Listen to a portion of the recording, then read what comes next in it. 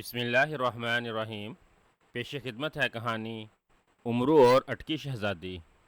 उमरो यार पर आजकल मौसीकी सुनने की धुन सवार थी। इसने शाही मौसीकीकार से बाकायदा मौसीकी का सबक सीखना शुरू कर दिया।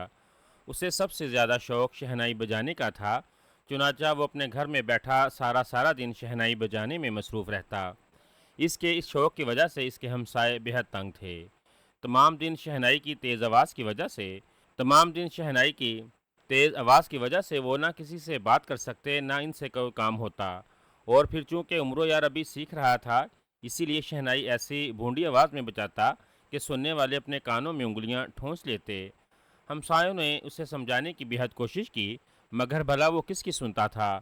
आखिर तंग आकर सब हमसाए वफद की सूरत में अमीर हमज़ा के दरबार में हाजिर हुए और उमरो यार की शिकायत की। सरदार अमीर हमज़ा ने उमरो यार को फ़ौरन दरबार में तलब कर लिया। सिपाही उमरो यार को शहनाई समेत दरबार में ले आए। उमरो यार, हमने सुना है कि तुम शहनाई बहुत अच्छी बजाते हो, हमें भी सुनाओ। सरदार अमीर हमज़ा ने मुस्कुराते हुए कहा। सरदार, मुझ जैसी शहनाई पूरी दुनिया में कोई नहीं बजा सकता। उमरो यार ने फ़ख्र से गर्दन सीधी करते हुए कहा। तो फिर सुनाओ, पसंद आई तो इनाम दिया जाएगा, वरना सज़ा दी जाएगी। सरदार अमीर हमज़ा ने कहा। और उमरो यार ने शहनाई बजानी शुरू कर दी। वो इतने भूंडे अंदाज में शहनाई बजा रहा था कि तमाम दरबार वाले बेख्तियार हंसने लगे। हत्ता कि सरदार अमीर हमज़ा के चेहरे पर भी मुस्कुराहट दौड़ने लगी। जब सरदार से बर्दाश्त न हो सका तो उसने हाथ उठाकर उमरो यार को रोक दिया।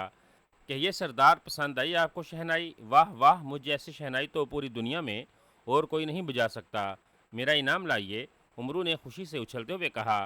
सरदार ने अशरफियों की एक थैली उमरो यार की तरफ बढ़ाते हुए कहा। उमरू, ये अपना इनाम ले लो। और दूसरी बात कि ये आइंदा तुम लश्कर में शहनाई नहीं बजाओगे, क्योंकि इस तरह तुम्हारा फ़न सस्ता हो जाएगा। अगर तुम्हें शहनाई बजानी हो तो पहाड़ों में चले जाया करो, जंगलों में निकल जाया करो और वहाँ दिल भर कर शहनाई बजाया करो। पहाड़ और दरख्त यकीनन तुम्हारी शहनाई सुनकर झूमने लगेंगे और हो सकता है कि पहाड़ इनाम के तौर पर तुम्हें बेशुमार सोना दे दें। सरदार अमीर हमज़ा ने मुस्कुराते हुए कहा। हाँ सरदार, आपने सच कहा है। ये लश्करी वाकई मेरी शहनाई की दाद नहीं दे सकते। अब मैं पहाड़ों में शहनाई बजाया करूँगा, उमरू अयार ने जवाब दिया। और फिर वो शहनाई उठाकर लश्कर से बाहर निकला और पहाड़ों की तरफ चल पड़ा। शिकायत ले आने वाले हम साथियों ने इत्मीनान का सांस लिया और सरदार अमीर हमज़ा की अक्लमंदी की दाद देने लगे, जिसने बड़ी खूबसूरती से उमरो यार को पहाड़ों और जंगलों की तरफ भेज दिया था। इस तरह उमरो यार की शहनाई से इनकी जान छूट गई थी और उमरो यार भी नाराज़ ना हुआ था। चुनाचा वो सब खुशी खुशी वापस चले गए। उमरो यार सरदार अमीर हमज़ा के दरबार से निकला और खुशी से उछलता कूदता एक वीरान पहाड़ की तरफ जाने लगा। अशरफियों की थैली इसकी जंबील में मौजूद थी और दिमाग में इस बात का नशा था कि सरदार अमीर हमज़ा ने इसकी शहनाई की तारीफ़ की थी। चलते चलते वो इस वीरान पहाड़ के दामन में पहुंच गया। पहाड़ बिल्कुल वीरान था। इस पहाड़ में बड़ी बड़ी गारें थीं, जिनमें जंगली दरिंदे रहते थे। उमरो यार को यहाँ की खामोशी बेहद पसंद आई और वो एक बड़े से पत्थर से टेक लगा कर बैठ गया और बड़े जोशो खरोश से शहनाई बजाने लगा। अभी उसे शहनाई बजाते हुए चंद ही लम्हे गुजरे होंगे कि अचानक किसी ने शहनाई इसके हाथ से छीन ली। उमरो यार ने चौंक कर देखा तो वो हड़बड़ा कर उठ खड़ा हुआ। इसके सामने एक काला भजंग आदमी खड़ा था। इसने सुर्ख रंग की एक छोटी सी निक्कर पहनी हुई थी। इसने हाथों में सुर्ख रंग के कड़े पहने हुए थे। इसके बड़े बड़े दांत मुंह से बाहर निकले हुए थे। इसकी शक्ल इंतहाई खौफनाक थी। इतनी खौफनाक थी इसकी शक्ल इंतहाई खौफनाक थी, इतनी खौफनाक कि उमरो यार के भी खौफ से पसीने छूट गए। कौन कौन हो तुम? उमरो यार ने खौफ से कांपते हुए पूछा। मैं शहजादी अटकी का खादम हूँ। इसने हुक्म दिया है कि तुम्हें हाजिर किया जाए। इस काले भजंग खौफनाक सूरत वाले आदमी ने कहा। शहजादी अटकी, ये किस जगह की शहजादी है और मुझे क्यों बुला रही है? उमरो यार ने ज़रा मुँह बनाते हुए कहा। अब इसका खौफ ख़त्म हो चुका था। शहजादी अटकी इस पहाड़ की शहजादी है और तुमने शहनाई बजाकर इसके आराम में खलल डाला है, इसीलिए वो तुम्हें बुला रही है। आओ मेरे साथ, शहजादी अटकी के खादम ने गसीले लहजे में कहा। चलो तुम्हारी शहजादी से भी मिल लेते हैं, हो सकता है मुझे पसंद आ जाए और मैं उसे शादी का पैगाम भेज दूँ। उमरो यार ने मुस्कुराते हुए कहा और फिर वो शहजादी अटकी के खादम के पीछे पीछे चलने लगा। खादम उसे लेकर एक बहुत बड़े गार में दाखिल हो गया। गार में गहरा अंधेरा छाया हुआ था। खादिम ने उमरो यार का बाजू पकड़ लिया और फिर वो दोनों अंधेरे में ही आगे बढ़ते चले गए। काफ़ी देर तक चलने के बाद अचानक वो गार की दूसरी तरफ निकल आए। उमरो यार ने देखा कि यहाँ एक बहुत बड़ा महल था, जो स्याह रंग के पत्थरों से बना हुआ था और देखने में इंतहाई खौफनाक लग रहा था। खादम उसे लिए हुए महल के बड़े दरवाजे पर पहुंचा। यहाँ इस जैसे काले भुजंग आदमी हाथों में तलवारें पकड़े पहरा दे रहे थे। उन्होंने जब शहजादी के खादम को देखा तो अदब से झुक गए। दरवाज़ा खोलो, खादम ने गोंजदार और करख्त लहजे में कहा, और दरबानों ने फुर्ती से फाटक खोल दिया और खादम उम्र यार का बाजू पकड़े महल के अंदर दाखिल हो गया। ये एक बहुत बड़ा महल था जो तमाम का तमाम स्याह रंग के पत्थरों का बना हुआ था। इसमें बेशुमार कमरे थे। महल के अंदर कसीर तादाद में औरतें और मर्द मौजूद थे, मगर वो सब के सब काले भजंग और इंतहाई बदसूरत थे। इन सब ने सुर्ख रंग के मुख्तसर कपड़े पहने हुए थे। मर्दों के हाथों में नेज़े और तलवारें थीं, जबकि औरतें खाली थीं। महल के दरमियान में एक बहुत बड़ा कमरा था, जिसमें इंसानी हड्डियों से बना हुआ एक तख्त बिछा हुआ था, और कमरे में चारों तरफ इंसानी पिंजर पड़े हुए नजर आ रहे थे। कमरे में सड़े हुए गोश्त की सड़ांत फैली हुई थी। तख्त के ऊपर एक बहुत मोटी औरत बैठी हुई थी, जिसके सर पर हड्डियों का ताज था और गले में इंसानी खोपड़ियों का हार था। वह इस वक्त भी अपने बाहर निकले हुए दांत से एक इंसानी बच्चे का जिस्म बंझोड़ बंझोड़ कर खा रही थी। उसी लम्हे एक औरत अंदर दाखिल हुई और सर झुकाकर कहने लगी, शहजादी हजूर, आपका खादमे खास टपकू इस आजबजात को ले आया है जो शहनाई बजा रहा था। अच्छा, ले आओ उसे। इस बच्चे से तो मेरा पेट भी नहीं भरा, वो यकीनन मोटा ताज़ा होगा। शहजादी अटकी ने बड़े बड़े दांत फाड़ते हुए कहा, और औरत तेज़ी से मुड़कर कमरे से बाहर चली गई। चंद लम्हों बाद दरवाज़ा खुला और टपकू उम्र यार को हमरा लिए अंदर दाखिल हुआ और ख़ुद शहजादी के सामने सर झुकाकर खड़ा हो गया। उम्र यार बड़ी हैरत से इस मोटी और बदसूरत औरत को देख रहा था, जो एक इंसानी बच्चे का जिस्म खा रही थी। कौन हो तुम? शहजादी ने इश्तियाक अमेज़ नज़रों से उम्र यार को देखते हुए कहा। मेरा नाम उम्र यार है, मैं सरदार अमीर हमज़ा का खादमे ख़ास हूँ। उम्र यार ने कदरे नफ़रत अमेज़ लहजे में जवाब दिया। उम्र यार, शहजादी अटकी ने कुछ सोचते हुए कहा, और फिर इसकी आंखों में एक चमक सी उभर आई थी। अरे, क्या तुम वही उम्र यार हो जिसकी अय्यारी से तमाम जादूगर पनाह मांगते हैं? शहजादी ने चौंकते हुए पूछा। हाँ, मैं वही उम्र यार हूँ, दुनिया का सबसे बड़ा यार। उम्र यार ने अपनी तारीफ पर गर्दन फैलाते हुए जवाब दिया। मगर देखने में तो तुम बिल्कुल सीधे साधे से लगते हो, लेकिन बेवकूफ़ से। शहजादी ने कहा। शहजादी, मेरी तौहीन मत करो। अगर मैं अपनी तौहीन का इंतकाम लेने पर उतर आया तो तुम अपने हाथों से अपनी बोटियाँ नोचने पर मजबूर हो जाओगी। उम्र यार ने बड़े गसीले लहजे में जवाब दिया, और शहजादी के खौफनाक कहके से कमरा गूंज उठा। बहुत खूब, मुझे यानी शहजादी अटकी को धमकी दे रहे हो? बहुत खूब, शहजादी ने कहका लगाते हुए कहा। मैं धमकी नहीं दे रहा शहजादी, मैं चाहूँ तो वाकई ऐसा कर सकता हूँ। तुमने अभी सिर्फ मेरा नाम ही सुना है, मेरा काम नहीं देखा। उमरू को शहजादी के कहकों पर और गुस्सा आ गया। मैं तुम्हें ज़रूर आजमाऊंगी। अगर तुम अपनी अयारी से मेरा काम कर दोगे तो तुम्हें तुम्हारे तसव्वुर से भी ज़्यादा इनाम कराम दूंगी, वरना जाहिर है तुम्हारा गोश्त खा जाऊंगी और खून पी जाऊंगी। शहजादी अटकी ने जवाब दिया। क्या काम है तुम्हारा, और उसके साथ साथ मुझे कुछ अपने मुतल्लक भी बताओ? उमरू ने चौंक कर पूछा। लश्कर में पहुंचकर वह सबसे पहले अपनी क़यामगाह पर गया। इसकी शहनाई को संभाल कर एक संदूक में रख दिया गया और अयारी का ज़रूरी सामान जंबील में डालकर सीधा सरदार अमीर हमज़ा के पास पहुंचा। सरदार अमीर हमज़ा उस वक्त अपने कमरा ख़ास में मौजूद थे, जहां लश्कर के सलार इकट्ठे थे और तिलसम होशरबा उसके शहनशाह फराज साहब के खात्मे के लिए तजवीज़ सोची जा रही थी। उम्र यार भी जाकर एक कोने में बैठ गया। आखिर क्या वजह है कि हम तक तिलसम होशरबा को फ़तह नहीं कर सके? हमें कितना अरसा हो गया है, हम जादूगरों के साथ जंगें लड़ रहे हैं, हज़ारों जादूगरों का खात्मा कर दिया है, मगर इसके बावजूद हम वहीं हैं जहां पहले रोज़ थे। सरदार अमीर हमदा ने गसीले लहजे में कहा। सरदार, इजाज़त हो तो मैं कुछ अर्ज़ करूं? एक बूढ़े सालार ने मोतबाना लहजे में कहा। हाँ सरदार लुकमान, आप क्या कहना चाहते हैं? सरदार अमीर हमदा ने चौंक कर इस बूढ़े सालार की तरफ देखते हुए कहा। सरदार, आप जानते हैं कि मुझे बचपन से रूहानी अलूम सीखने का शौक़ रहा है और अल्लाह ताला के फजल से मैंने इस सिलसिले में बहुत कुछ सीखा है। आपने जो सवाल आज किया है, यही सवाल 2 रोज़ पहले मेरे जहन में भी उभरा था। चुनाचा मैंने रूहानी अलूम की मदद से इस सवाल का जवाब ढूंढने की कोशिश की। सरदार लुकमान ने जवाब देते हुए कहा। अच्छा, फिर क्या जवाब मिला? सरदार अमीर हमजा ने इश्तियाक भरे लहजे में पूछा।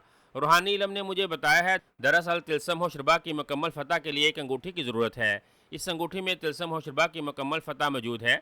जिस सलार के पास वो अंगूठी मौजूद होगी वही तिलसम होशरबा को फ़तह कर सकेगा, वरना तिलसम होशरबा कभी मुकम्मल तौर पर फ़तह ना हो सकेगा। सरदार लुकमान ने जवाब दिया। ओह, तो ये बात है। हम भी कहते थे कि आखिर क्या वजह है कि तिलसम होशरबा मुकम्मल तौर पर फ़तह नहीं हो सकता, मगर वो अंगूठी कहाँ है और कैसे हासिल की जा सकती है? सरदार अमीर हमज़ा ने पूछा। सरदार, ये भी मैंने मालूम कर लिया है, ये अंगूठी सबज़ समंदर के अंदर एक जजीरे में मौजूद है। इस जजीरे पर एक जादूगर शोगु रहता है। ये जादूगर बेहद जालिम और बेहद ताकतवर है। ये इतना ताकतवर है कि शहनशाह अफरासियाब भी इससे डरता है। इसने दरअसल जाहे बाबल से बराह रास्त जादू हासिल किया है, इसलिए अफरासियाब की टक्कर का, मगर वो सिर्फ अपने जजीरे में मस्त रहता है। सरदार लुकमान ने तफसील बताते हुए कहा, क्या ये अंगूठी इसने उंगली में पहनी हुई है? सरदार अमीर हमजा ने कुछ सोचते हुए कहा, नहीं सरदार, ये अंगूठी इस जजीरे में मौजूद एक गार में है। इस गार के अंदर शुमाली दीवार में एक छोटा सा सुराख है।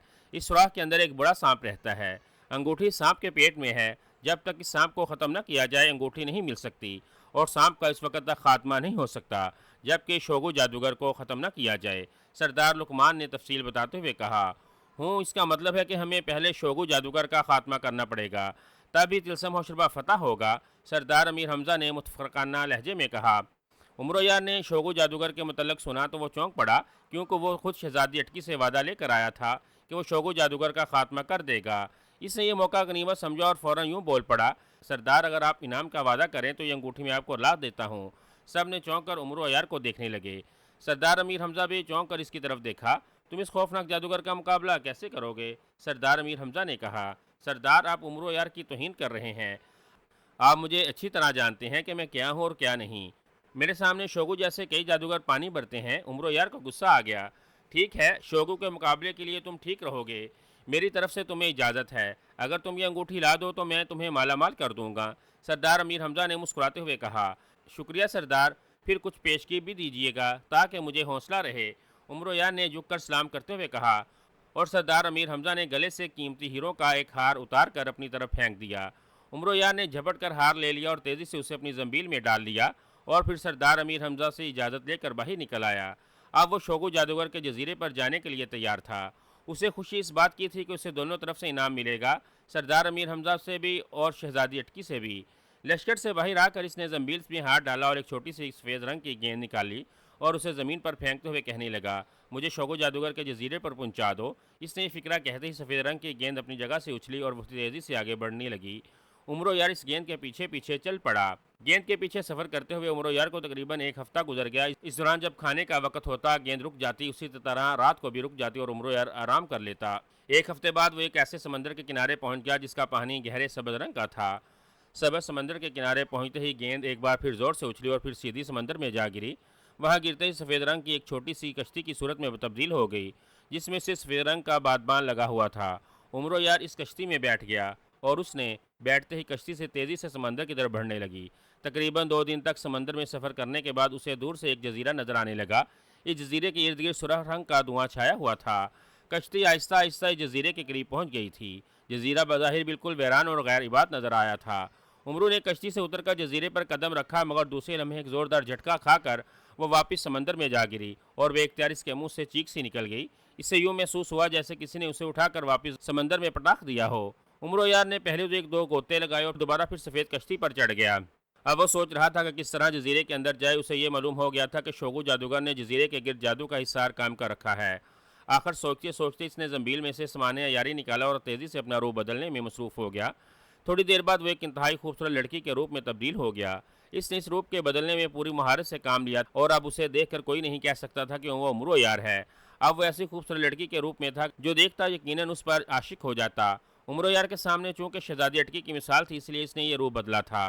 फिर इसने कश्ती में बैठकर रोना शुरू कर दिया। थोड़ी देर बाद उसने देखा कि जजीरे के गिर्द छाया हुआ सुर्ख रंग का धुआं छटने लगा और फिर उसे दूर से एक बूढ़ा और इंतहाई बदसूरत शख्स नजर आया और उसके पीछे पीछे 4 कवि हैकल हबशियों हाथों में नंगी तलवारें उठाए चल रहे थे। उमरो यार समझ गया कि यही शोगु जादूगर है और भी ज़्यादा ज़ोर से शोर से रोना शुरू कर दिया। चंद लम्हों बाद शोगु जादूगर किनारे पर पहुंच गया। वो चंद लम्हे गौर से उमरो यार को देखता रहा। इसकी आंखों में नामालूम चमक उभर आई और उसने अपना हाथ ऊंचा किया और फिर इसे ज़ोर से झटक दिया। इसके हाथ झटकते ही उमरो यार कश्ती से उछला और फिर उड़ता हुआ शोगु जादूगर के कदमों में जा गिरा। उसे यूँ महसूस हुआ जैसे किसी ने उसे उठाकर वहाँ फेंक दिया हो। कौन हो तुम और क्यों रो रही हो? शोगु जादूगर ने उमरो यार से मुखातिब होकर पूछा। मैं रियासत चक्रम की शहजादी हूँ, मेरा नाम चकरदाती है। मैं एक जहाज़ पर सवार समंदर की सैर को जा रही थी कि तूफ़ान आ गया जिससे वो समंदर तबाह हो गया। मैं बड़ी मुश्किल से इस कश्ती पर सवार हो गई और अब यहाँ पहुँच गई हूँ। मुझे पनाह दो और मुझे वापस मेरी रियासत में पहुँचा दो। उमरो यार ने रोते हुए शोगर जादूगर के कदम पकड़ लिए। क्या तुम शादीशुदा हो? शोगु जादूगर ने पूछा। नहीं, मैं कुंवारी हूँ। मेरे वालिद बादशाह सलामत मेरी शादी करना चाहते थे मगर मैंने इनकार कर दिया। उमरो यार ने आंसू पूछते हुए कहा, क्यों, तुमने इनकार क्यों किया? शोगु जादूगर ने इश्तियाक अमेज लहजे में पूछा। मैंने बादशाह सलामत के सामने शर्त रख दी थी कि मैं इससे शादी करूंगी जो दुनिया में सबसे ज़्यादा ताकतवर और सबसे ज़्यादा दौलतमंद होगा। उमरो यार ने जवाब दिया, चाहे वो बूढ़ा और बदसूरत क्यों ना हो। शोगु जादूगर ने खुश होते हुए कहा, मुझे इस बात से कोई मतलब नहीं, वो बूढ़ा या बदसूरत हो, बस वो दुनिया से सबसे ज़्यादा ताकतवर और दौलतमंद हो। उमरो यार ने जवाब दिया, तो ठीक है शहजादी, फिर तुम सही जगह पहुंच गई हो। मैं दुनिया में सबसे ज़्यादा ताकतवर और सबसे ज़्यादा दौलतमंद हूँ, तुम मुझसे शादी कर लो। शोगो जादूगर ने खुशी से उछलते हुए कहा, अभी तो मैं मुसीबत ज़दा हूँ, और फिर पहले तुम मुझ पर यह साबित करो कि तुम दुनिया में सबसे ज़्यादा ताकतवर और दौलतमंद हो, फिर ही कोई फैसला कर सकती हूँ। उमरो यार ने दिल ही दिल में हंसते हुए कहा, ठीक है, मैं तुम पर साबित कर दूंगा, आओ मेरे साथ। शोगु जादूगर ने जवाब दिया और फिर उमरो यार का हाथ पकड़ वापिस जजीरे की तरफ चल दिया। और उमरो यार दिल ही दिल में अपनी अयारी पर हंस रहा था। इसने कितनी आसानी से शोगु जादूगर को बेवकूफ़ बना दिया। शोगु जादूगर यूं तो इंतहाई ताकतवर जादूगर था। इसने जादू का इलम बराह रास्त चाहे बाबल से हासिल किया था, इसीलिए जादूगरों का शहनशाह अफरास्याब भी इससे डरता था। मगर शोगु जादूगर की एक कमज़ोरी थी कि वो इस वक्त किसी औरत से शादी न कर सकता था जब तक कि किसी औरत खुद ब खुद अपनी मर्ज़ी से और रजामंदी से इसके साथ शादी करने का इकरार न करे। वो शादी के लिए किसी औरत के साथ ज़बरदस्ती न कर सकता था और ना ही इस सिलसिले में वो अपना जादू इस्तेमाल कर सकता था। चुनाचे इसने अब तक बेशुमार औरतों को शादी पर रजामंद करना चाहा, मगर इसकी क्रिया और खौफनाक शक्ल देखकर कोई औरत भी इससे शादी पर रजामंद न हुई। चुनाचा गुस्से में आकर या तो वो उस औरत को मार डालता या किसी अजाब में मुब्तला कर देता। शहजादी अटकी के साथ भी यही हुआ था। शोगु जादूगर ने इसके साथ शादी करना चाहिए, मगर शहजादी राजी न होने पर इस पर गुस्से में आकर इसकी शक्ल बदल दी और उसे आदमखोर बनाकर महल में कैद कर दिया। शोगु जादूगर अब काफ़ी बूढ़ा हो चुका था, मगर अब भी वो हर वक्त इस धुन में रहता था कि किसी तरह किसी औरत को अपने साथ शादी पर रजामंद कर ले। मगर इसकी बदकिस्मती थी कि आज तक कोई औरत भी इसके साथ शादी पर रजामंद न हुई थी। आज भी वो अपने महल के कमरे ख़ास में सर झुकाए यही सोच रहा था कि आखिर वो किससे शादी करे कि अचानक कमरे में एक ज़ोरदार आवाज़ गूंजी और फिर दूसरे लम्हे सामने मेज़ पर पड़ा हुआ शीशा एक गोला रोशन बन गया। शोगु जादूगर ने चौंक कर एक बार तो शीशे की जानिब देखा, फिर वो समझ गया था कि किसी ने जजीरे में दाखिल होने की कोशिश की है। मगर ऐसे वाक़यात अमूमन होते रहते थे कि किसी तबाहशुदा जहाज़ के बचे कुछ मुसाफिर जजीरे में दाखिल होने की कोशिश करते रहते थे, मगर शोगु जादूगर ने आज तक किसी को जजीरे में दाखिल होने की इजाज़त ना दी थी। इस वक्त चूँकि वो शादी के हसीन तस्वर में गर्क था, इसलिए उसे यह आवाज़ नागवार गुजरी थी और उसने हाथ हिलाकर शीशे पर फूंक मारी और शीशे का गोला बुझ गया। शोगु जादूगर ने यह देखने की तकलीफ ही गवारा न की कि किसने जजीरे में दाखिल होने की कोशिश की है। वो शीशे का गोला बुझाकर दोबारा शहजादी के हसीन तस्वर में गुम हो गया। मगर थोड़ी देर बाद अचानक उसे ख्याल आया कि कहीं कोई औरत तो जजीरे में दाखिल होने की कोशिश नहीं कर रही। चुनाचा वो तेज़ी से उठा और उसने एक मंत्र पढ़कर गोले पर दोबारा फूंक मारी। गोला रोशन हो गया। शोगु जादूगर ने गोले के रोशन होते ही अपना दाएं हाथ गोले पर लहराया तो गोले पर जजीरे का बैरूनी मंजर उभर आया। जैसे जैसे शोगु जादूगर हाथ हिलाता गया, गोले पर मंजर बदलता गया और फिर जब एक मंजर उभरा जिसमें इसने देखा कि एक सफ़ेद रंग की कश्ती पर एक नहायत खूबसूरत लड़की बैठी रो रही है, वो तो खुशी के मारे बेख्तियार उछल पड़ा। ओह, क्या मेरी किस्मत खुल गई! क्या ये खूबसूरत लड़की मुझसे शादी करने पर रजामंद हो जाएगी? शोगु जादूगर ने दिल में सोचा और फिर दूसरे ही लम्हे इसने ज़ोर से ताली बजाई। ताली बजते ही कमरे का दरवाज़ा खुला और चार तवील कामत हबशी हाथों में नंगी तलवारें लिए अंदर दाखिल हुए। मेरे साथ आओ, शोगु जादूगर ने चीख कर कहा और फिर दौड़ता हुआ कमरे से बाहर निकल गया। एक खूबसूरत और नौजवान लड़की को देखते ही वो खुशी से पागल हो गया। चारों हबशी भी इसके पीछे लप और फिर वो सब तकरीबन दौड़ते हुए इस महल से बाहर आ गए। अपने वसी और इस महल से बाहर निकलकर शोगु जादूगर ने अपने दोनों हाथ हवा में बुलंद किए और उसके हाथ बुलंद करते ही जजीरे के गिर छाया हुआ सुर्ख रंग का धुआं तेज़ी से सिमटने लगा। शोगु जादूगर अब तेज़ी से आगे बढ़ने लगा। जल्द ही वो जजीरे के इस किनारे तक पहुंच गया जहां कश्ती में उमरो यार एक खूबसूरत लड़की के रूप में बैठा रो रहा था। शोगु जादूगर किनारे पर खड़े होकर चंद लम्हे बगौर उमरो यार को देखता रहा। उमरो यार ने इतनी खूबसूरत लड़की का रूप बदला था कि शोगु जादूगर के मुंह से उसे देखते ही राल बहने लगी। इसकी आंखों में चमक उभर आई। इसने मुंह ही मुंह में कुछ बड़बड़ाकर अपना हाथ ऊंचा किया और दूसरे लम्हे कश्ती में बैठा हुआ उमरो यार उड़कर इसके कदमों में आ गिरा। कौन हो तुम और क्यों रो रही हो? शोगु जादूगर ने पूछा। उमरो यार ने जवाब में उसे एक मन घड़त कहानी सुना दी कि वो रियासत चक्रम की शहजादी है और उसका नाम शहजादी चक्रवाती है और जहाज़ के तबाह होने पर वो यहाँ पहुँची है। शोगु जादूगर के पूछने पर उमरो यार ने उसे बताया कि वो गैर शादीशुदा है, जिस पर शोगु जादूगर और भी ज़्यादा खुश हो गया और उसके साथ ही इसने शादी की एक शर्त भी बता दी। इसका शोहर वो बन सकता है जो तमाम दुनिया का सबसे ज़्यादा ताकतवर और दौलतमंद हो। शोगु जादूगर ये शराइत सुनकर और भी ज़्यादा खुश हो गया, क्योंकि इसके ख्याल के मुताबिक वो दुनिया का सबसे ज़्यादा ताकतवर और दौलतमंद था और फिर जब शोगो जादूगर के पूछने पर उमरो यार ने शर्त पूरी होने पर इससे शादी का इकरार कर लिया तो शोगो जादूगर की खुशी की कोई हद न रही। उसे अपनी शादी का ख्वाब पूरा होता नजर आ रहा था और फिर शादी भी इतनी खूबसूरत और नौजवान लड़की से हो रही थी, ये तो वो ज़िंदगी भर भी ना सोच सकता था। चुनाचा वो खुशी से इसका हाथ पकड़कर अपने महल की तरफ चल पड़ा। खुशी के मारे इसके कदम ज़मीन पर न पड़ रहे थे। अभी वो थोड़ी ही दूर गए होंगे कि उमरो यार, जो इस वक्त शहजादी चक्रवर्ती के रूप में था, कराहने लगा। क्या बात है? शोगो जादूगर ने बड़े नरम लहजे में पूछा। मैं बहुत थकी हुई हूँ, अब मुझसे चला नहीं जाता। अगर कहीं से डोली मिल जाती तो मैं इसमें बैठ कर जाती। उमरो यार ने कराहते हुए जवाब दिया। लो भला, ये भी कोई बात है, अभी डोली आ जाती है। शोगो जादूगर ने जवाब दिया और फिर इसने तेजी से मुंह ही मुंह में कुछ पढ़कर जोर से ताली बजाई। दूसरे लम्हे वहाँ एक डोली आ गई जिसके साथ दो कहार भी थे। अरे ये आदमी कहाँ से आ गए? क्या तुम जादूगर हो? उमरो यार ने बड़े हैरत ज़दा लहजे में पूछा। हाँ शहजादी चक्रवर्ती, मैं इस दुनिया का सबसे बड़ा जादूगर हूँ, मैं जो चाहूँ कर सकता हूँ। शोगो जादूगर ने बड़ा फखरिया लहजे में कहा।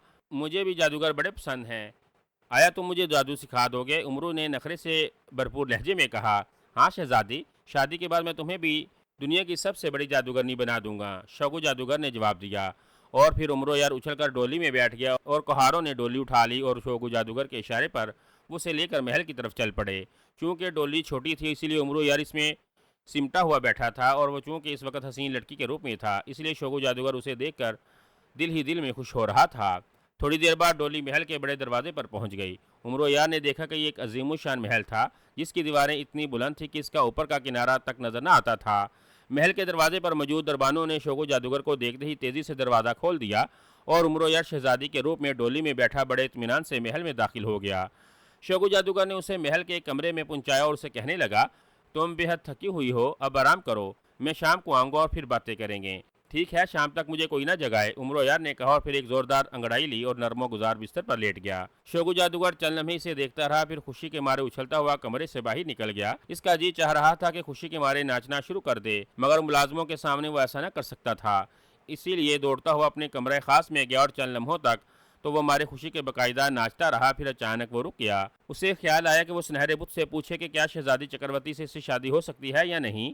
ये ख्याल आते इसने कमरे की एक दीवार पर जोर से हाथ मारा। दीवार दरमियान में से सिमटती चली गई। अब वहां नीचे जाती हुई सीढ़ियां नजर आ रही थीं। शोगु जादूगर तेजी से सीढ़ियां उतरता चला गया। तकरीबन 20 के करीब सीढ़ियां उतरने के बाद वो एक छोटे से कमरे के दरवाजे पर पहुंच गया। कमरे का दरवाज़ा लोहे का बना हुआ था और बंद था। शोगु जादूगर ने मुंह ही मुंह में कुछ पढ़कर दरवाजे पर फूंक मारी और दरवाज़ा एक धमाके के साथ खुलता चला गया। शोगु जादूगर कमरे में दाखिल हो गया। कमरे के दरमियान में सुनहरे रंग का एक आदम बुत मौजूद था। शोगु जादूगर इस बुत के सामने घुटनों के बल बैठ गया और कहने लगा, सुनहरे बुत जिंदा हो जाओ, सुनहरे बुत जिंदा हो जाओ। शोगु जादूगर ने 3-4 बार ये फिक्रे दोहराए तो सुनहरे बुत की आंखों में जिंदगी की रोशनी उभर आई और उसके मुंह से कड़कती हुई आवाज़ निकली, मेरे आका मैं आ गया हूँ, हुक्म फरमाइए। सुनहरे बुत मुस्तकबिल की किताब पर नज़र दौड़ाकर मुझे बताओ कि शहजादी चक्रवर्ती के साथ मेरी शादी हो जाएगी। शोगु जादूगर ने इश्तियाक अमेज़ लहजे में सवाल करते हुए पूछा। मेरे आका कौन सी शहजादी चक्रवर्ती? बुत के मुंह से हैरत भरी आवाज़ सुनाई दी। रियासत चक्रम की शहजादी चक्रवर्ती जो आज मेरे जजीरे में दाखिल हुई है। शोगु जादूगर ने हैरान होकर जवाब दिया। उसे दिल ही दिल में सुनहरे बुत पर गुस्सा आ रहा था कि वो शादी के मुतल्लक बताने की बजाय फजूल सवालात कर रहा है। मेरे आका आपके साथ धोखा किया गया है। शहजादी चक्रवर्ती किसी मुल्क की शहजादी नहीं है, वो दुनिया का यार तरीन इंसान उमरो यार है जिसने औरत का रूप बदल रखा है। सुनहरे बुत के मुंह से आवाज़ निकली और शोगु जादूगर को यूं महसूस हुआ जैसे इसके दिमाग पर महल की छत आ गिरी हो। वो सख्ते के आलम में मुंह फाड़े बैठा रहा। क्या तुम ठीक कह रहे हो? आखिर चंद लम्हों बाद उसने हकलाते हुए कहा, हाँ मेरे आका, मैं दुरुस्त कह रहा हूँ। उमरो यार बेहद खतरनाक इंसान है। बेशुमार जादूगर इसके हाथों जिक्र उठा चुके हैं, हत्ता कि वो कई बार तिलस्म शुरबा के शहनशाह फराज साहब को भी शिकस्त दे चुका है।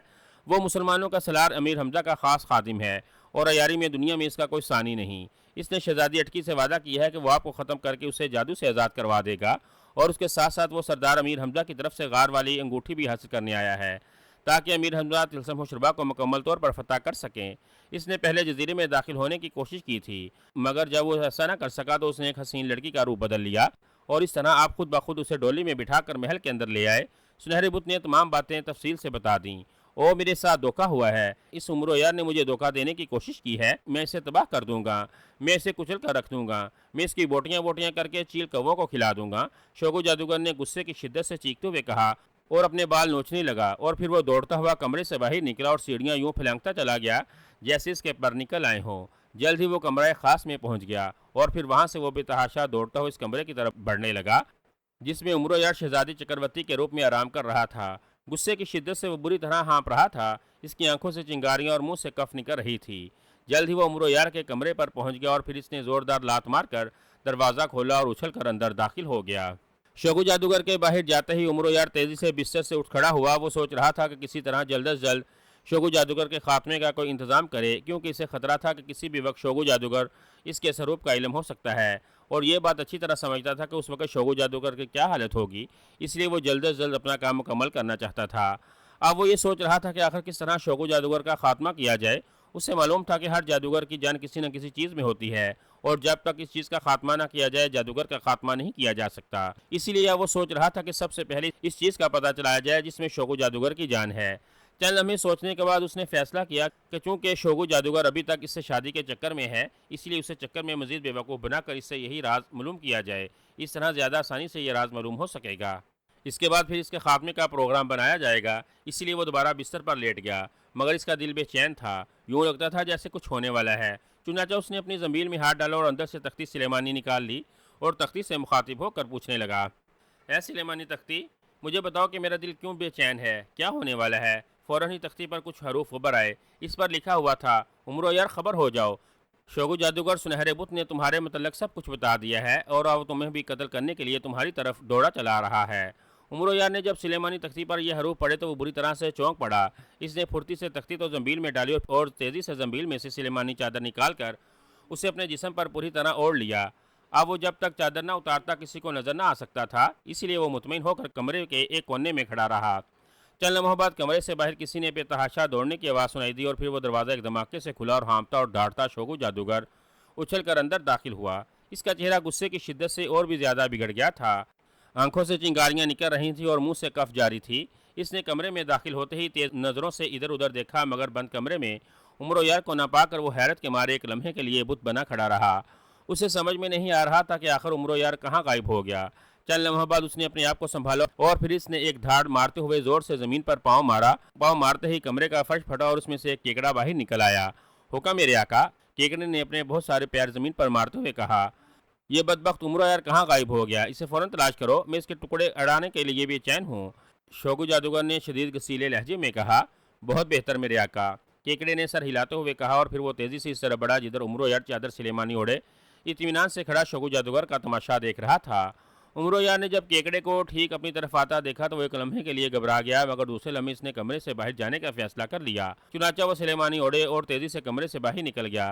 केकड़ा भी कमरे से बाहर निकल गया, उस तरफ चलने लगा जिधर उमरो यार जा रहा था और केकड़े के पीछे शोगु जादूगर गुस्से से चीखता चलाता और गुस्से से गालियां देता जा रहा था। उमरो यार ने पीछा छुड़ाने की बेहद कोशिश की, मगर वो केकड़ा तो कोई आफत था, वो किसी तरह भी पीछा न छोड़ता था।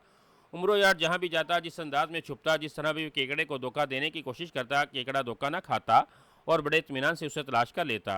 उधर शोगु जादूगर भी बड़ी मुस्तकिल मिजाजी से केकड़े के पीछे चल रहा था। शायद उसे यकीन था कि केकड़ा हर कीमत पर उमरो यार को तलाश कर लेगा। केकड़े से पीछा छुड़ाने की खातिर उमरो यार ने नए नए रास्ते अपनाने शुरू कर दिए और फिर वो एक ऐसे कमरे के करीब पहुंच गया जहां सीढ़ियां नीचे ज़मीन की तरफ जा रही थीं। उमरो यार को अचानक एक तरकीब सूझी। इसने जंबील में हाथ डाला और फिर जंबील में से इसने एक छोटा सा गुड्डा निकाल लिया और गुड्डा बिल्कुल उमरो यार से हम शक्ल था। यह गुड्डा एक नेक आदमी ने उसे तोहफे में दिया था और कहा था कि कभी ज़रूर इसके काम आएगा। आज उमरो यार को अचानक इसका ख्याल आ गया था। उमरो यार ने गुड्डा जंबील से निकाल कर उसे ज़मीन पर रखा और कहने लगा, नेक आदमी के दिए हुए गुड्डे तो केकड़े तू अपने पीछे लगाए चलता रहे, इस वक्त तक जब तक शोगो जादूगर उसका केकड़ा थक हार कर पीछा न छोड़ दे। उमरो यार ने गुड्डे से मुखातिब होकर कहा और फिर गुड्डे को इसने ज़मीन पर रख दिया। ज़मीन पर रखते ही गुड्डा इसी तरह आगे चलने लगा जिस तरह उमरो यार चलता है। गो ये गुड्डा आमतौर पर नजर न आता था, मगर केकड़े को तो जाहिर है नजर ही आ रहा था। चुनाचा उमरो यार केकड़े को धोखा देने में कामयाब हो ही गया।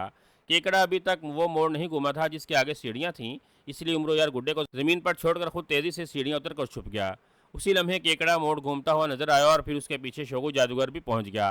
केकड़ा बड़े इत्मीनान से सीढ़ियों के करीब से गुजरकर गुड्डे के पीछे चलता गया और शोगु जादूगर भी केकड़े के पीछे चलता हुआ आगे निकल गया। उमरो यार ने इत्मीनान की एक तवील सांस ली और फिर वह मजीद सीढ़ियाँ नीचे उतरता चला गया, क्योंकि वो इस तहखाने को देखना चाहता था। अब तक जादूगरों से मुकाबला करके उसे ये इल्म हो गया था कि जादूगरों की जान जिस चीज़ में छुपी हुई है उसे वो हमेशा तहखानों में छुपा कर रखते हैं। अब इत्फाक से उसे एक तहखाना नज़र आ गया था, इसलिए इसने सोचा कि इस तहखाने को अच्छी तरह चेक करेगा, शायद यहीं इसका काम बन जाए। सीढ़ियाँ काफ़ी गहराई तक उतरती चली गईं। फिर इसके सामने एक बहुत बड़ा दरवाज़ा आ गया जो बंद था। उमरो यार ने दरवाजे को कदरे धकेला तो दरवाज़ा खुद ब खुद कोई बगैर आवाज़ किए खुलता चला गया। उमरो यार ने देखा कि दरवाजे की दूसरी तरफ एक तवील राहदारी है जिसमें मुख्तलिफ कमरों के दरवाजे नजर आ रहे थे। राहदारी सुनसान पड़ी थी और उनके कमरों से इंसानों के बोलने की मदम बदम आवाज़ें आ रही थीं। उमरो यार दरवाज़ा पार करके राहदारी में दाखिल हुआ। जैसे इसने दरवाज़ा पार किया इसके पीछे दरवाज़ा खुद ब खुद एक धमाके से बंद हो गया और उसने साथ ही राहदारी खौफनाक और तवील कहकों से गूंज उठी। उमरो यार चौंक कर पीछे मुड़ा और दरवाज़ा खोलने की कोशिश करने लगा, मगर दरवाज़ा तो इसी दौरान एक ठोस दीवार की शक्ल में तब्दील हो चुका था। कहके तवील होते चले गए। इसी लम्हे राहदारी में मौजूद कमरों के दरवाजे खुले और तकरीबन 6 के करीब बूढ़े और जवान अफराद, उन्होंने स्याह रंग के लिबास पहन रखे थे, राहदारी में आ गए। वो हैरत से इधर उधर देख रहे थे क्योंकि सिलेमानी चादर की वजह से उमरो यार तो इन्हें नजर नहीं आ रहा था। कहकों से तो पता चलता है कि कोई नया कैदी फंसा है, मगर वो हमें नजर नहीं आ रहा। एक बूढ़े ने दूसरे से मुखातिब होकर कहा। उमरो यार ने जब लफ्ज़ कैदी सुना तो वो बुरी तरह से चौंका। इसने पहले अपना रूप बदला और फिर अपने असल रूप में आ गया और फिर सिलेमानी चादर उतार दी। उसे देखते ही सब उसकी तरफ दौड़े। इसकी नज़रों में हमदर्दी के आसार थे, इसलिए उमरो यार खामोश खड़ा रहा। तुम कौन हो भाई और यहाँ कैसे आन फंसे? एक बूढ़े ने बड़े हमदर्दाना लहजे में इसके मुखातिब होकर कहा।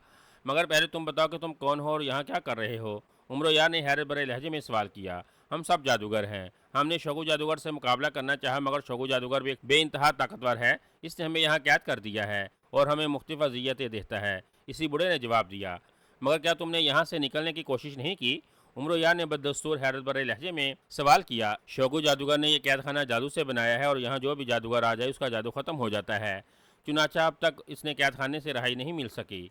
इस वक्त हम बेबस हैं, मगर तुम बताओ कि तुम कौन हो और तुम भी जादूगर हो? बूढ़े ने जवाब दिया। नहीं, मैं जादूगर नहीं हूँ। मेरा नाम उमरू है और मैं दुनिया का सबसे बड़ा अय्यार हूँ, उमरू अय्यार। उमरू ने सिलेमानी चादर दोबारा जंबीर में डालते हुए कहा और उसका नाम सुनकर सब इख्तियार उछल पड़े क्योंकि उमरू यार की शोहरत हर जगह मौजूद थी। अरे तुम वही उमरू यार है जो सरदार अमीर हमजा का ख़ास आदमी है और जिसने बड़े बड़े जादूगरों को अपनी अय्यारी से ख़त्म कर दिया है। सब ने मुतफक्का होकर हैरत भरे लहजे में कहा। हाँ, मैं वही उमरू यार हूँ और तुम देखना कि मैं शोगू जादूगर का वो असर करूँगा कि जादूगरों में भी इसका नाम इबरत का निशान बनकर रह जाएगा। उमरो यार ने फ़क्रिया लहजे में कहा और फिर इससे पहले कि कोई इसकी बात का जवाब देता, राहदारी एक बार फिर खौफनाक कहकों से गूंज उठी। इसके साथ ही शोगू जादूगर की आवाज़ सुनाई दी। उमरो यार, अब तुम मुकम्मल तौर पर मेरे पंजे में फंस गए हो। कल सुबह मैं तुम्हारी जादूगर देवता के सामने कुर्बानी दूंगा और तुम्हारी एक एक बॉडी करके चील कौवों को खिला दूंगा। और नहीं, ये हसरत के लिए कई जादूगर मिट्टी में मिल चुके हैं शोगू, उमरो यार ने दान पीसते हुए जवाब दिया। मगर इसके जवाब में राहदारी एक बार फिर कहकों से गूंज उठी। शोगू जादूगर बड़े गुस्से भरे अंदाज में केकड़े के पीछे चल रहा था, मगर केकड़ा था कि कहीं रुकने का नाम ही न ले रहा था। वो समझ रहा था कि उमरो यार मुसलसल चल रहा है। इसने सोचा कि कभी तो उमरो यार थक कर गिरेगा या खड़ा होगा, फिर उसे आसानी से पकड़ लेगा। और उसने सोचा हुआ था कि एक बार वो इसे पकड़ ले तो फिर उसे यारी का ऐसा मजा चखाएगा कि दुनिया देखेगी। मगर जब शोगू जादूगर कैदखाने की सीढ़ियों से गुजर कर आ गया तो अचानक एक चिड़िया उड़ती हुई आई। उसने शोगू जादूगर के इर्द गिर्द चक्कर काटे। ये बात इस बात की निशानी से कोई आदमी कैदखाने में दाखिल हुआ है। शोगू जादूगर चिड़िया को देखकर हैरान रह गया क्योंकि इसने किसी कैदी को नहीं भेजा था।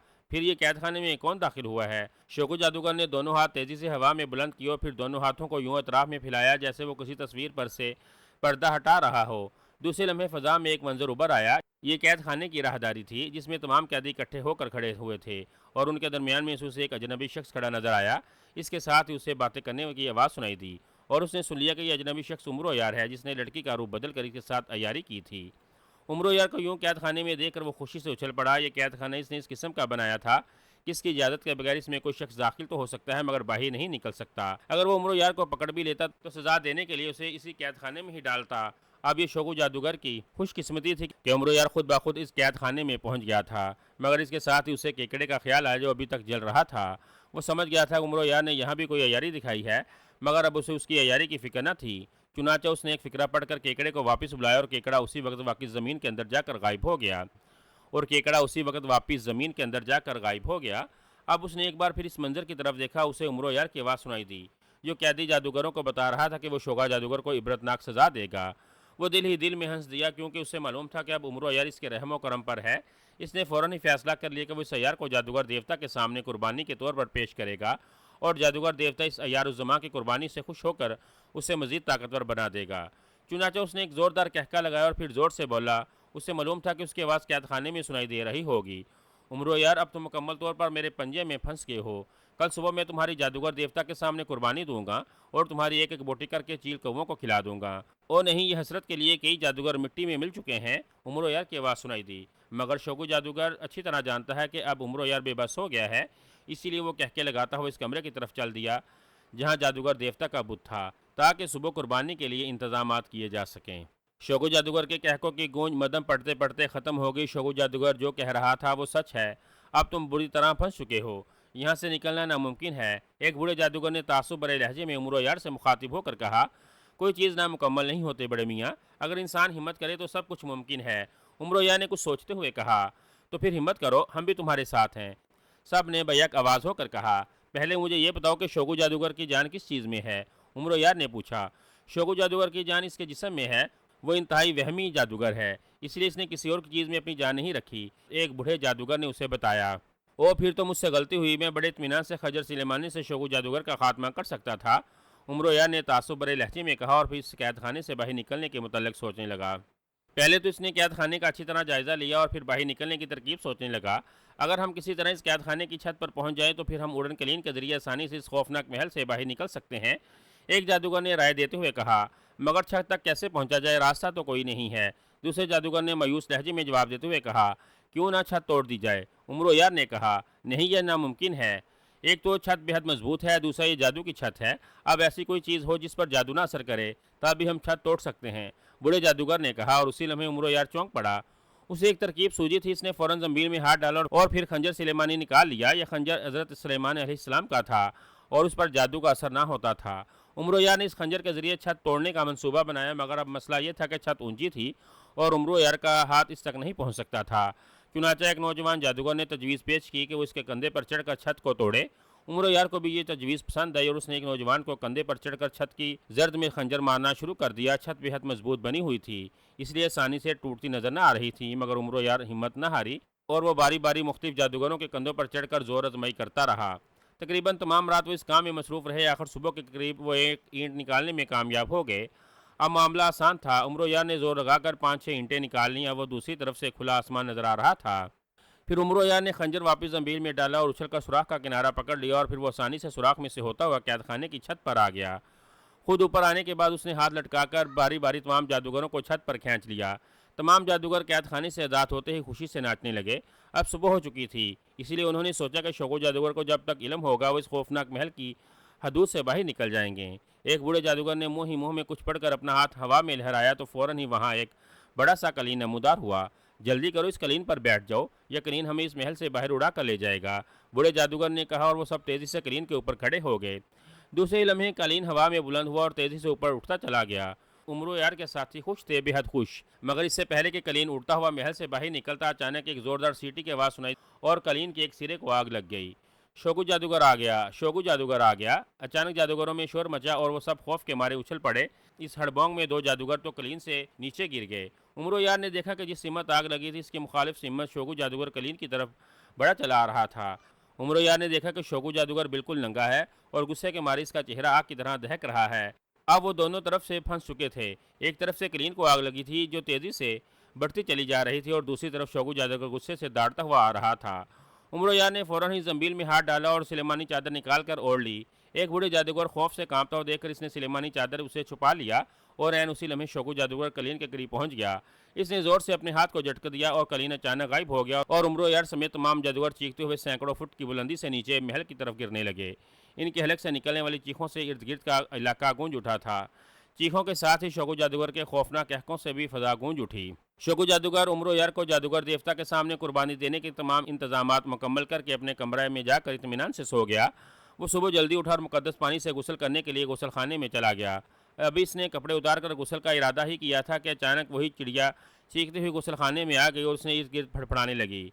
वो निकल गए, वो सब निकल गए। चिड़िया चीख चीख कर कह रही थी। शोगु जादूगर चलने में हैरत के मारे बुत पड़ा खड़ा रहा। फिर उसने तेजी से गुसलखाने की दीवार पर हाथ फेरा तो वहाँ उसे एक अजीब मंजर नजर आया। इसने देखा कि उमरो यार तमाम कैदी जादूगर कैदखाने की छत तोड़कर ऊपर आ गए हैं और वह आप सब एक उड़न कलीन पर बैठ रहे हैं। गुस्से के मारे शोगु जादूगर तड़प कर रह गया। उसे यह भी एहसास न रहा कि वो नंगा है। वो इसी लम्हे भागता हुआ गुसलखाने से बाहर निकला और फिर इसने ज़मीन से एक कैंकरी उठाकर उस पर कुछ पड़ा और उसे आसमान की तरफ फेंक दिया। कैंकरी तेजी से उड़ती हुई सीधी कलीन की तरफ लपकी और कलीन के जिस किनारे पर वो कैंकरी लगी वहाँ कलीन में आग लग गई। अब शोगु जादूगर को कदरे इत्मीनान होगा कि कलीन आसानी से महल की हदूद से बाहर नहीं निकलेगा। चुनाचे इसने एक मंत्र पढ़ा और जैसे इसने अपने जिस्म को झटका दिया वो किसी परिंदे की तरह हवा में उड़ता हुआ चला गया। उसकी रफ्तार इतनी तेज़ थी कि वो पहले तो तीर की तरह सीधा उड़ता रहा, हत्ता कि करीन से भी ज़्यादा बुलंदी पर पहुंच गया, और फिर इसने अपना रुख बदला और करीन की तरफ उड़ने लगा। शोगु जादूगर को अपनी तरफ आता देखकर जादूगरों में हड़बोंग मच गया और दो जादूगर उसी हड़बोंग में कलीन से नीचे गिर गए। मगर उमरो यार अभी तक कलीन पर खड़ा था। फिर जैसे ही शोगु जादूगर कलीन के करीब पहुंचा उसने हाथ के एक झटके से कलीन को गायब किया और नीचे गिरते हुए जादूगरों की चीखों से माहौल गूंज उठा। उसे यकीन हो गया कि इतनी बुलंदी से गिरने के बाद किसी की एक हड्डी भी ना सलामत रहेगी। चुनाचे इसके हलक से बेख्तियार कह के उबल पड़े और वापस नीचे आने लगा। वो उमरो यार का अंजाम अपनी आंखों से देखना चाहता था। फिर उसने महल के दरमियान में बने हुए बड़े से तालाब के करीब जादूगरों को गिरते और मरते देखा, और फिर इसने एक बड़ा धमाका तालाब में भी होते देखा। वो समझ गया कि कोई जादूगर तालाब में भी गिरा है। इसी असना में वो ज़मीन पर उतर आया, मगर दूसरे लम्हे वो ये देख कर हैरान रह गया कि उमरो यार इन जादूगरों में मौजूद नहीं था जो ज़मीन पर गिर कर मर चुके थे। उसे ख्याल आया कि उमरो यार ज़रूर तालाब में गिरा होगा। चुनाचा वो तालाब के किनारे खड़ा होकर इसके वापस उभरने का इंतज़ार करने लगा ताकि उसे पकड़कर जादूगर देवता के सामने ले जाए। मगर जब काफ़ी देर तक कोई ना उभरा तो वह हैरान हो गया। इसकी समझ में ना आ रहा था कि आखिर कहाँ गया उमरो यार। अभी वो उसी उदेड़पुन में था कि अचानक इसके जिस्म को एक ज़ोरदार झटका लगा और उसके मुंह से एक तेज़ चीख निकल गई। उमरो यार की किस्मत अच्छी थी कि वो इस बूढ़े जादूगर समेत तालाब के अंदर जा गिरा था, क्योंकि इसने और बूढ़े जादूगर ने सुलेमानी चादर ओढ़ रखी थी।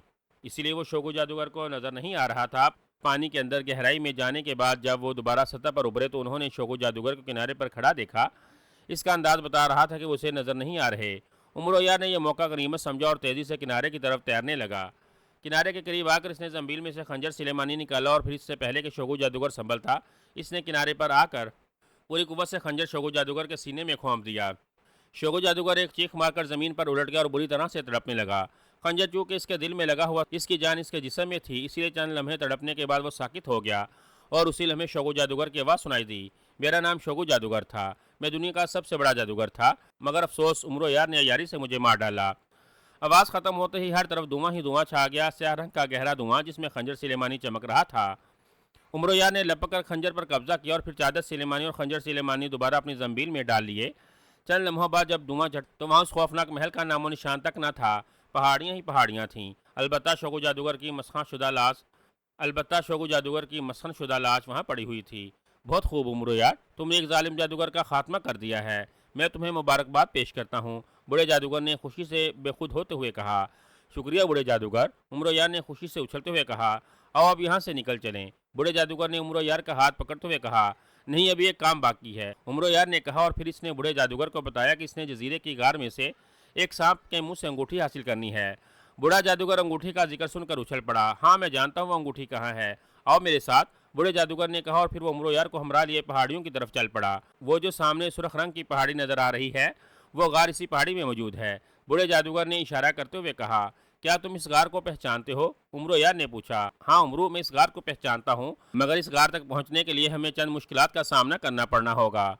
बहरहाल आओ कोशिश करते हैं, बूढ़े ने कदरे मुहिम लहजे में कहा। क्या मतलब, कैसी मुश्किलात, मुझे बताओ। उमरो यार बूढ़े की बात सुनकर वहीं रुक गया। इस पहाड़ी पर जाने के लिए हमें आग का एक खौफनाक दरिया पार करना पड़ेगा। इस दरिया का पार इतना बड़ा है कि इसे पार करना मुमकिन नजर आता है, बूढ़े ने उसे बताया। मगर मुझे तो पहाड़ी तक कोई दरिया नजर नहीं आ रहा, उमरो यार ने हैरत भरे लहजे में कहा। वो सामने भूरे रंग की पहाड़ी है, नजर आ रही है तुम्हें? बूढ़े ने कहा। हाँ हाँ, वो तो सुर्ख रंग से पहले भूरे रंग की पहाड़ी है, इसकी बात कर रहे हो ना? उमरू ने भूरे रंग की पहाड़ी की तरफ इशारा करते हुए कहा। हाँ वही, जैसे ही हम ये पहाड़ी को पार करेंगे आग का दरिया नमूदार हो जाएगा और फिर इस दरिया को पार किए बगैर हम सुर्ख पहाड़ी तक नहीं पहुंच सकते। बूढ़े ने तफसील बताते हुए कहा। अच्छा, जो होगा देखा जाएगा, अंगूठी तो बहरहाल हासिल करनी है, उमरो यार ने एतमादपुर लहजे में कहा, और फिर इसके कदम भूरे रंग की तरफ बढ़ने लगे। और फिर वाकई जैसे ही उन्होंने भूरे रंग की पहाड़ी को पार किया, एक वसी और रीज़ आग का दरिया इनके सामने मौजूद था। दरिया में आग के शोले आसमान तक बुलंद हो रहे थे और आग की हिद्दत इतनी थी कि वहाँ खड़ा होना मुश्किल था। इस आग के दरिया को पार करना ही असल मसला है। बूढ़े ने माथे पर आया हुआ पसीना पूंछते हुए कहा। उमरो यार चंद लम्हे खामोश खड़ा कुछ सोचता रहा, फिर अचानक इसके जहन में ख्याल आया और उसने बूढ़े से मुखातिब होकर कहा। बाबा, तुम्हारा जादू क्या कहता है, क्या हम इस दरिया को पार कर सकते हैं? मेरा जादू इस मामले में बेबस है, मैं इस आग के दरिया को पार करना बेहद मुश्किल नज़र आता है, बूढ़े ने बेबसी से शाने उचकाते हुए कहा। और उसी लम्हे उमरो यार को चाहे बकबक का समरीख याद आ गया, जो इतना ताकतवर था कि दो आदमियों को भी अपनी पुष्ट पर बिठाकर 2-250 मील का फासला आसानी से उड़कर तय कर लेता था। मगर इस सिलसिले में एक बात थी कि इस मरीख को हर 50 मील बाद एक बकरी सालम खाने को दी जानी ज़रूरी थी, वरना इसकी ताकत ख़त्म हो जाती थी। मगर अब ये सवाल था कि ये बकरियां कहाँ से हासिल की जाएं। समरीख तो वहाँ आ सकता था, क्योंकि चाहे बकबक के सरदार ने इससे वादा किया था कि जब उसे समरीख की ज़रूरत पड़ेगी तो वो इसे याद करेगा तो समरीख वहाँ पहुँच जाएगा। उमरो यार ने अंदाज़ा लगाया था कि समरीख को इस दरिया को पार करने के लिए कम से कम 2 बकरियां की ज़रूरत होगी। इसी तरह 2 बकरियां वापसी के लिए भी चाहिए, मगर अब वो इस वीराने में 4 बकरियां कहाँ से हासिल करे, यही मसला इसकी समझ में ना आ रहा था। इस सोच में गुम हो उमरो यार, मेरा तो गर्मी के मारे बुरा हाल हो रहा है। बूढ़े जादूगर ने उमरो यार से मुखातिब होकर कहा, 4 बकरियां कहाँ से हासिल की जाएंगी? उमरो यार ने बड़बड़ाते हुए कहा, बकरियां क्या मतलब, यहाँ बकरियों का क्या काम? क्या हम बकरियों पर बैठकर आग का दरिया पार करेंगे? बूढ़े ने हैरतज़दा लहजे में कहा। इसके अंदाज से महसूस हो रहा था जैसे उसे उमरो यार की दिमागी सेहत पर शक होने लग गया हो। हाँ बाबा, अगर किसी तरह 4 बकरियां मुहैया हो जाएं तो हम ये दरिया आसानी से पार कर सकते हैं। उमरो यार ने जवाब दिया, भाई कहीं तुम्हारे दिमाग पर शदीद गर्मी का असर तो नहीं हो गया? भला बकरियों का आग के दरिया से क्या ताल्लुक? मेरी तो समझ में कुछ नहीं आता। बूढ़े जादूगर ने और भी ज़्यादा हैरतज़दा लहजे में कहा, ये बात उस वक्त तक हमारी समझ में नहीं आ सकती जब तक 4 बकरियां ना आ जाएं। उमर यार ने उसे हैरत से आंखें फाड़ते हुए देखकर मुस्कुराते हुए कहा, अगर ऐसी बात है तो बकरियां 4 तो क्या 4,000 आ सकती हैं। बूढ़े जादूगर ने कहा, वाकई अगर ऐसा हो जाए तो बस समझो हमने दरिया पार कर लिया। मगर बकरियां आएंगी कहाँ से? उमर यार ने कहा, ठहरो, अगर तुम बाजिद हो तो मैं कोशिश करता हूँ। पहले मुझे देखने दो कि इन वादियों में पहाड़ी बकरियां कहाँ कहाँ मौजूद हैं। बूढ़े जादूगर ने कहा और फिर इसने आंखें बंद करके ज़ोर ज़ोर से एक मंत्र पढ़ना शुरू कर दिया।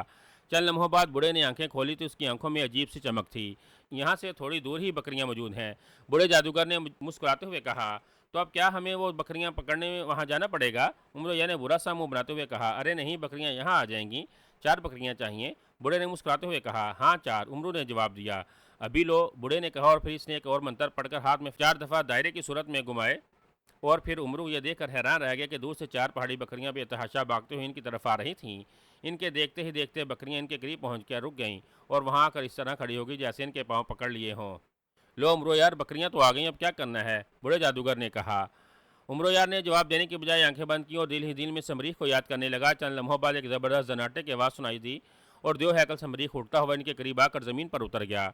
बूढ़ा जादूगर हैरत से इसको देख रहा था। समरीख, हम दोनों को आग के दरिया के पार पहुंचा दो, तुम्हारे और आने जाने के लिए 4 बकरियां हाजिर हैं। उमर यार ने समरीख से मुखातिब होकर कहा। समरीख ने सर हिलाया और फिर आगे बढ़कर इसने मुंह खोला और एक बकरी को सालम ही निगल गया। फिर वो दूसरी बकरी की तरफ बढ़ा, फिर तीसरी की तरफ और आखिर इसने चौथी बकरी को भी निगल लिया और ख़ुद इन दोनों के करीब आकर बैठ गया। उमर यार समरीख के बैठते ही उछल कर इसकी पुष्ट पर सवार हो गया। बूढ़े जादूगर को भी इसने अपने पीछे बिठा लिया। इन दोनों के बैठते ही समरीख उठा और फिर इसने एक ज़बरदस्त छलांग लगाई और इंतहाई तेज़ रफ्तारी से फ़ज़ा में बुलंद होता चला गया। हत्ता कि वो इतनी बुलंदी पर आ गया कि आग के शोले बहुत नीचे रह गए। और फिर इसने आगे की तरफ रुख किया और फिर वो तेज़ रफ्तारी से उड़ता हुआ आग के इस वसी और इस दरिया को पार करने लगा। तकरीबन 1 घंटे की मुसलसल उड़ने के बाद वो आखिरकार एक दरिया के किनारे पर पहुंच गया और वहां जाकर ज़मीन पर उतरा और बैठ गया। इसके बैठते वो दोनों नीचे उतर आए। हैरतज़दा अंगेज़ परिंदा, बूढ़े जादूगर ने कहा। हाँ आओ, अब जल्दी पहाड़ी पर चढ़ो, उमरो यार ने कहा और फिर वो पहाड़ी पर तेज़ी से चढ़ने लगे। वो देखो, वो सामने गार है जिसका धाना किसी इंसान के मुंह की तरह है, बूढ़े ने कहा और वो दोनों तेज़ तेज़ कदम उठाते इस गार के सामने जाकर रुक गए। अंगूठी इसके अंदर है, बूढ़े जादूगर ने कहा और फिर वो उमरो और दोनों गार के अंदर दाखिल हुए। बूढ़ा जादूगर गार की शिमाली दीवार में बने एक सुराख के सामने जाकर रुक गया। इसने मुंह ही मुंह में कुछ पढ़कर सुराख के अंदर हाथ डाला। दूसरे लम्हे इसका हाथ बाहर आया तो उसके हाथ में एक बड़ा सांप लटका हुआ था जो मर चुका था। बूढ़े जादूगर ने दोनों हाथों से सांप के जिस्म को दरमियान से झटका दिया तो उसका पेट दरमियान से यूं टूटता चला गया जैसे कोई खुशक लकड़ी टूटती है। दूसरे लम्हे एक अंगूठी इसके पेट से निकलकर ज़मीन पर गिर गई। उमरो यार ने अंगूठी लपकर उठाई। ये सांप कैसे मरा? उमरो यार ने अंगूठी पर कब्जा करने के बाद कहा। शगु जादूगर के साथ इसकी ज़िंदगी कायम थी, इसके मरते ये खुद भी मर जाएगा, बूढ़े जादूगर ने बताया और फिर वो दोनों खुशी से उछलते हुए गार से बाहर आ गए। पहाड़ी से नीचे उतरते तो समरीख को अपना मुंतज़िर पाया। इस बार भी समरीख ने इन्हें 1 घंटे की मुसलसल प्रवास के बाद दूसरे किनारे तक पहुंचा दिया। शुक्रिया समरीख, बहुत बहुत शुक्रिया, अब तुम जा सकते हो, उमरो यार ने कहा और समरीख सर हिलाता हुआ दोबारा उड़ा और देखते ही देखते वो फ़ज़ा में उड़ता चला गया, इनकी नज़रों से गायब हो गया। समरीख के नज़रों से ओझल हो जाने के बाद बूढ़े जादूगर ने एक उड़न कलीन मंगवाया और वो दोनों उस पर बैठ गए।